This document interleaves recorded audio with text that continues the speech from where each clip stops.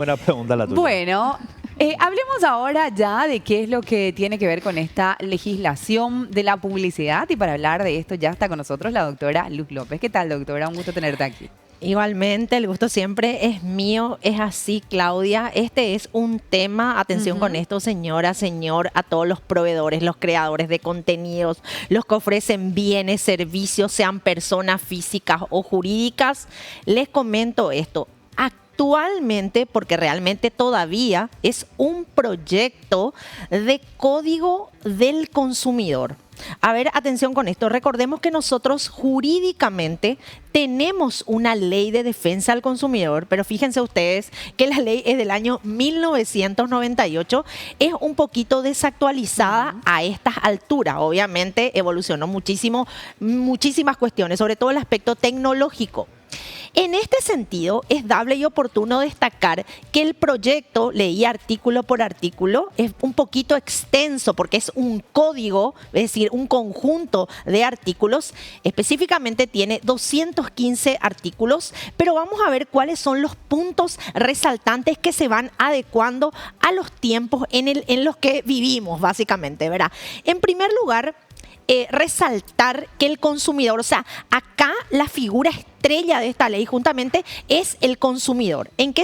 ¿A qué me refiero con esto? En primer lugar, que los derechos del consumidor se van a categorizar como de orden público. Siempre básicamente en cualquier tipo de interpretación, en cualquier tipo de normativa, la defensa o la balanza es a favor del consumidor.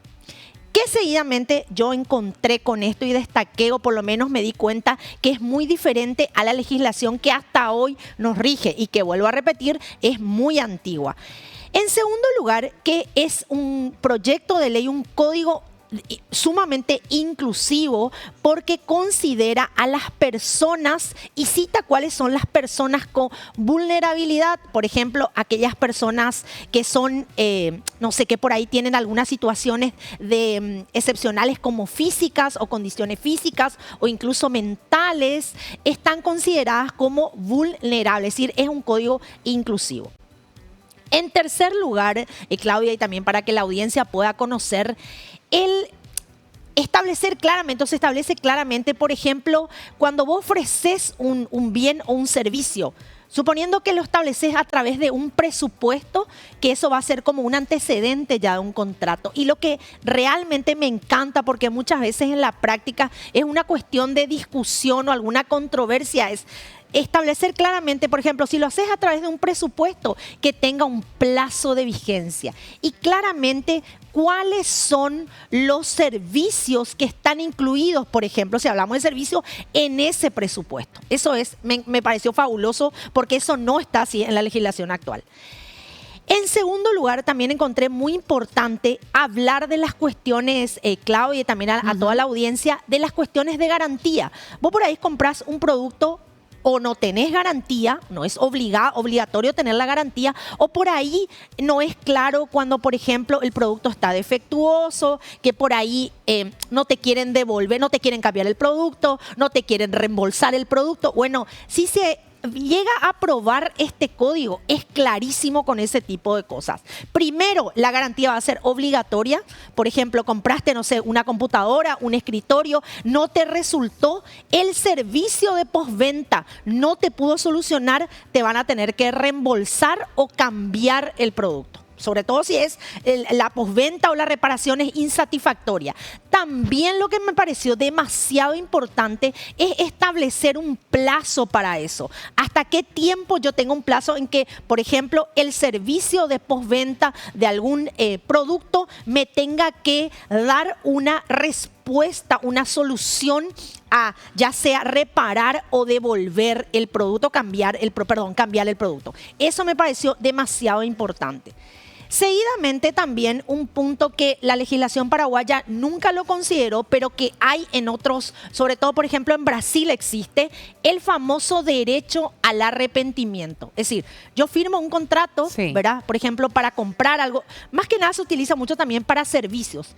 Y acá no existe esa figura, Claudia, ¿verdad? Del famoso derecho al arrepentimiento. ¿Qué pasa? Normalmente el contrato establece un plazo de vigencia y te dice, bueno, el contrato está vigente desde la firma, por ejemplo, hasta si establece un plazo, por ejemplo, no sé, 1 año, 2 años de vigencia, que puede ser con una renovación expresa o una tácita reconducción. Hoy por hoy, con este proyecto de ley, se va a establecer, claramente, de hecho, dice esto, que son 10 días desde la firma del contrato, que aquel consumidor va a tener la posibilidad, señora, señor, de arrepentirse, por ejemplo, de la firma de ese contrato, porque por ahí quizás no tuvo el tiempo. Suele ocurrir esto en muchos casos. A mí me tocó particularmente con clientes que no logran leer muchas veces por la rapidez. Entonces, por ahí dicen, no, pero esto o no era así y yo interpreté que era así. Entonces, ese derecho a arrepentimiento que no está considerado en la legislación, por lo menos expresamente de esta forma. Sí, sí. Consulta. Sí. Si bien, ¿verdad? Los influencers o los creadores de contenido son contratados por las empresas, ¿verdad?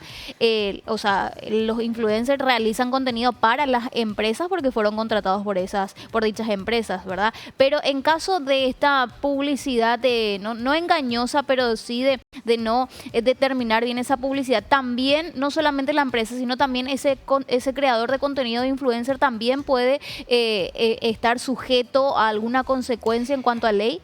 Me parece muy bien porque era el punto justamente que iba a tocar específicamente en los artículos 36, pero el que habla de contenidos en particular, de creadores de contenidos, es el 37 del proyecto de ley, que claramente dice que aquellos creadores de contenido que trabajan con publicidad, ya sea por canje o en efectivo, que van promocionando bienes o servicios, deben especificar, uno, ¿verdad?, que es en carácter publicitario, eso es lo primero, y en segundo lugar, que se debe también especificar quién es el contratante, ¿verdad? Eso en segundo lugar. Si es así y si lo hizo claramente, no va a tener ninguna responsabilidad solidaria ni directa.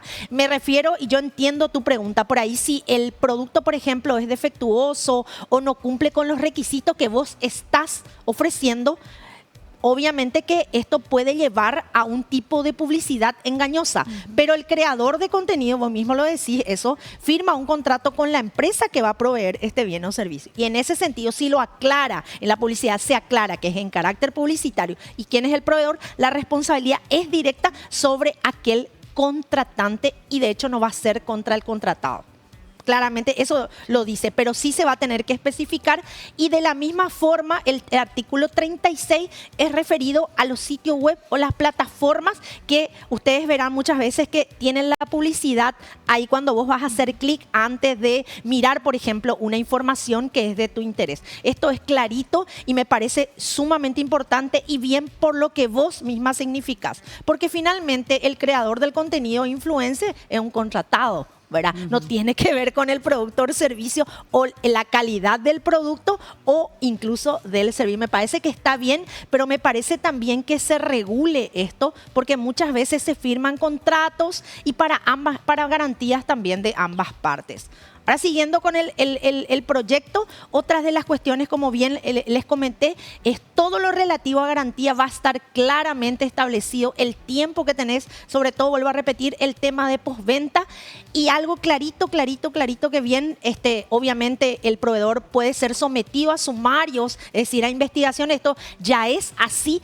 Pero lo cierto y principal es que ahora claramente se establecen las sanciones y que van a ser desde 50 jornales mínimos, o esto no estaba de esta forma, va a ser, incluso puede ser, atención con esto, el mínimo, el 20% de la facturación bruta de una empresa, teniendo en cuenta, por ejemplo, su balance o su propia facturación, que obviamente hay que conseguir con el balance en periodos anteriores. Se puede clausurar, por ejemplo, un establecimiento, dar de baja un sitio web. Esas son sanciones que están establecidas. Pero la estrella de esto me parece demasiado bien, porque sobre todo en contratos de adhesión, cuando yo voy y me dicen, no, pues yo no puedo, es larguísimo el contrato, no puedo leer por ahí esto. Es más, yo muchas veces me voy, quiero contratar servicios determinados, sobre todo financieros y de telefónica, yo no puedo cambiar el contrato. Lo que puedo hacer no te dejan, no te fijo, dejan. ¿verdad? Puedo firmar o dejar de firmar,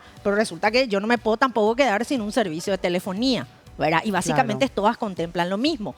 también, por ejemplo, este código dice, bueno, en esos casos donde se llaman contratos de adhesión, está obligado el proveedor de ese servicio, el que vende el producto, a que te haga un resumen. Atención con esto, adelante, te puede entregar impreso o puede estar publicado en web de cuáles son las condiciones, es decir, básicamente las cláusulas contractuales. A mí realmente me gusta mucho el proyecto, está en socialización aún, es decir, usted, señora, señor, usted ciudadano o ciudadana, hasta el 31 de mayo de ahora, de este mes, puede incluso dar su opinión porque está en una especie como de audiencia para que el ciudadano pueda opinar sobre esto. Puede ir leyendo, el link está en la página de SEDECO. Directamente te podés meter en un documento un documento donde vas opinando. Debajo de cada artículo pones tu correo y eso se va a tener en cuenta a los efectos justamente de poder modificar o no que este proyecto siga su curso. A mí me parece genial, doctora, y me parece un proyecto interesante, pero ¿se podrá cumplir? Digo yo, porque acá tenemos casos, por ejemplo, de personas que van contra la ANDE por una sobrefacturación, que van contra la ANDE porque le quemaron todo lo de electrodoméstico porque parece que juegan con el switcher. Acá tenés telefonías que te sobrefacturan. Acá tenés un cable operador que te corta el servicio 2-3 días. Uno va a hacer, che, a mí me cortaron y bueno, anda a llorar a la iglesia. Entonces, vas a ir a las redes sociales para ver si un influencer, esto, lo otro. Pero lo primordial, lo verdaderamente importante, me parece que la SEDECO no lo cumple. Y ahí yo tengo como dos respuestas no sé si respuestas directas, pero a tu pregunta es, bueno, mucho de este tipo de cosas, vos sabés que vos podés tener la normativa y comparto plenamente contigo, Jotita, y obviamente la pata de esto son las políticas públicas y la voluntad de que se cumplan esto a través de ciertas políticas públicas. Lo que sí que a mí me parece bastante interesante y bastante ambicioso por la protección que se le da al consumidor. Suponiendo que no, por lo menos se apruebe la mitad de esto, ya sería un avance. Sí. Pero también, y no es que hago también una cuestión nada de acá de apología, ni nada, ni a favor ni en contra, hablo objetivamente, hace un tiempo la SEDECO estaba imponiendo ciertas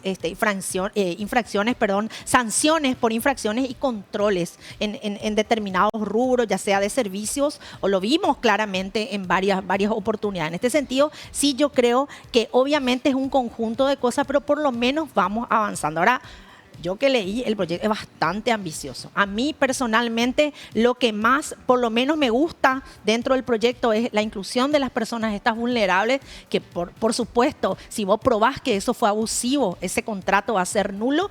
Y una cosa que siempre me fijé en la legislación, dije, ¿por qué no existe el derecho de arrepentimiento en la legislación paraguaya? Siendo que en otros lugares hay, ¿qué vos decís?